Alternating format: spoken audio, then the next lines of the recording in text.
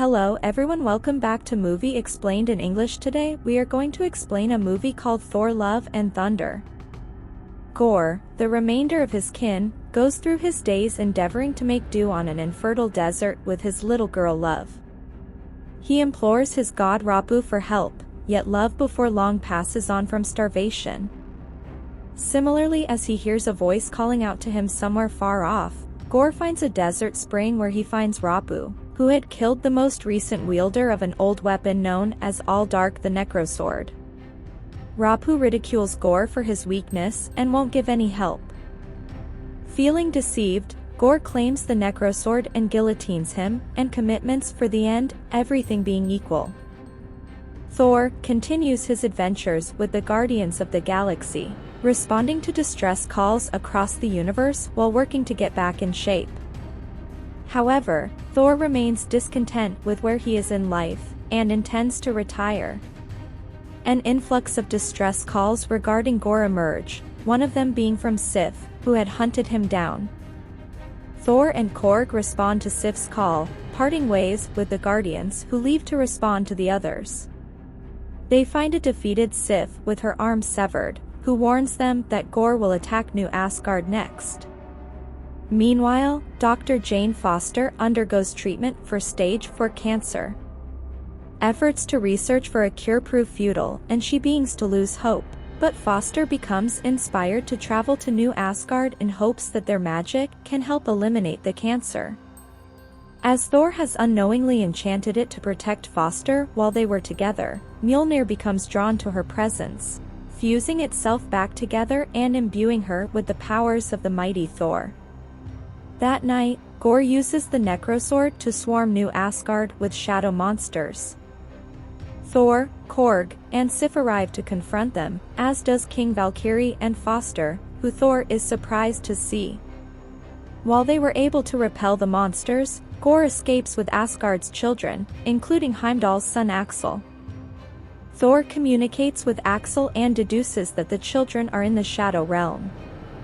Knowing that Gorr's strength would be at its peak there, Thor, Foster, Valkyrie, and Korg travel to Omnipotence City to warn Zeus of Gorr and ask for an army to help fight him. Unconvinced that Gorr is a threat to Omnipotence City, Zeus instead has Thor captured, forcing the others to intervene and fend off Zeus' men. In the scuffle, Zeus uses his thunderbolt to destroy Korg's body, only his face remains intact, although this is enough for him to survive.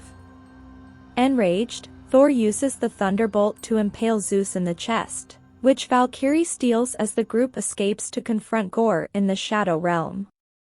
On the way, Thor learns of Foster's cancer diagnosis, and the two rekindle their relationship. Upon arrival, they attempt to locate the children, only to realize that they had fallen for a trap. Gorr intended to take Stormbreaker in order to utilize the Bifrost Bridge to access Eternity, where he can wish for the extinction of the gods. They battle Gorr and his shadow monsters once more, but are forced to flee back to New Asgard once Valkyrie and Foster are weakened. Before Stormbreaker can be transported across the Bifrost, Gorr steals it. Thor is informed that the effects of Mjolnir are aggravating Foster's cancer, and he urges her to stay behind to recover. Valkyrie is also unable to continue fighting, leaving the Thunderbolt in Thor's possession so that he can fight Gorr again.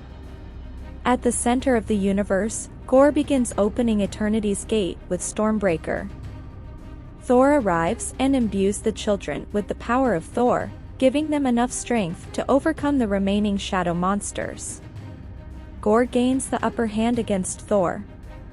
Having sensed his distress, Foster decides to wield Mjolnir again despite her weakened condition and join the fight.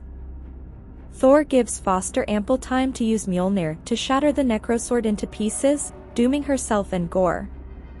Thor recovers Stormbreaker and has the children use it to return home, but they could not stop Gorr from entering Eternity. Thor calls out to Gorr and pleads for him to choose love over death as he rushes to Foster's side. Their love reminded him of the love he had for his daughter, thus deciding to use his wish to resurrect love. Foster soon succumbs to the cancer, vanishing into Valhalla. Thor accepts Gorr's request to take custody of Love before he dies from the Necrosword's curse. In the aftermath, a statue of Foster as the mighty Thor is erected in New Asgard. Sif and Valkyrie begin training the children in combat, while Korg's body fully regenerates as he seeks to produce an offspring. Thor starts to raise Love as his own daughter, entrusting her with Stormbreaker while he wields Mjolnir into battle. The two begin traveling the galaxy offering assistance to whomever needs it, becoming known as Love and Thunder. In a mid-credits scene, a recuperating Zeus sends his son Hercules to kill Thor.